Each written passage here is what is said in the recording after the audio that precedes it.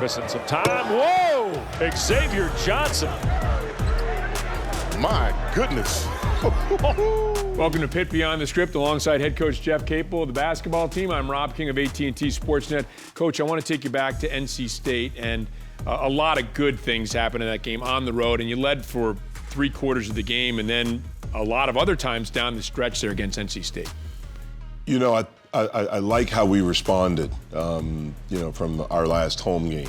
I thought we came out, we were ready to play, we got off to a good start.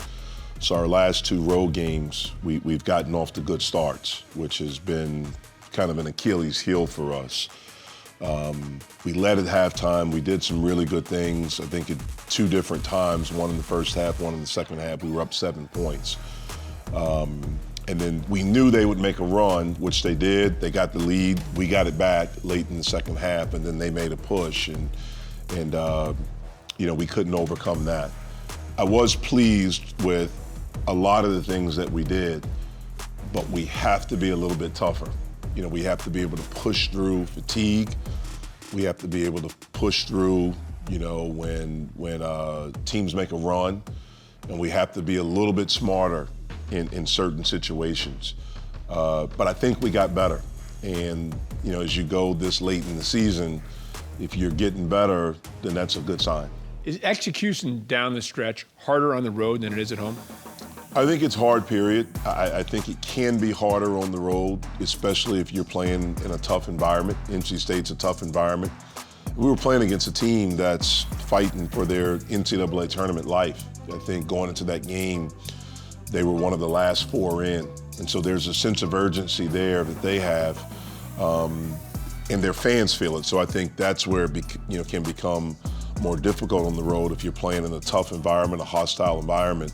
I think it could be a little bit more difficult. You had 3 players down the stretch miss both free throws. Another one went 1 for 2. So there's 7 points. And I remember thinking at the time, if you make those free throws, you're in the lead. Do you talk to players about that? Or what can you do about that so that next time they're maybe more prepared to make those free throws? Yeah. We've been a good free throw shooting team all year, and those are tough because it's, they also change the momentum when you step up to the line, and especially if you miss 2, or if it's a 1-on-1 and you miss the front end. I think we were 15 of 27 from the free throw line. That's uncharacteristic of us. Again, we've been pretty good there, and the guys that stepped up and missed them have been, 3 of our better free throw shooters. And so you do talk to them about it.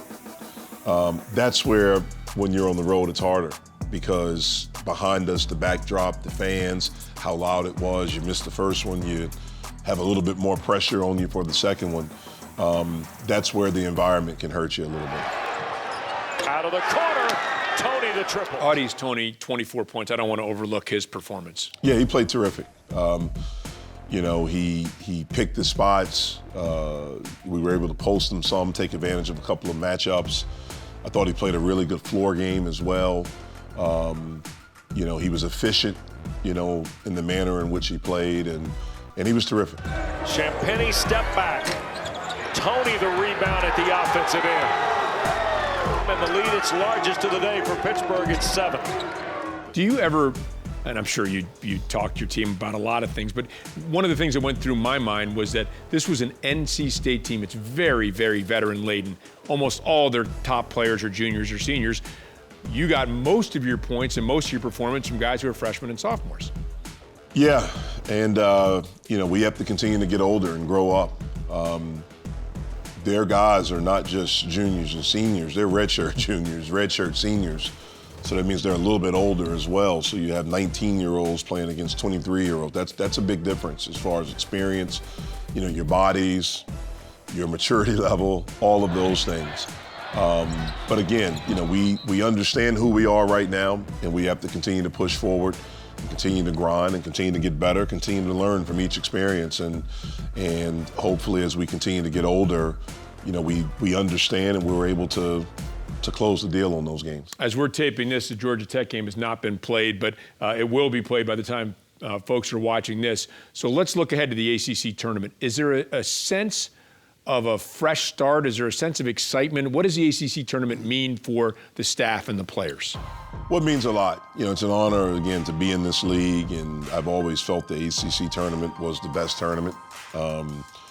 You know, the excitement over the years, it's in North Carolina, so I know that, you know, how much the people in North Carolina love basketball.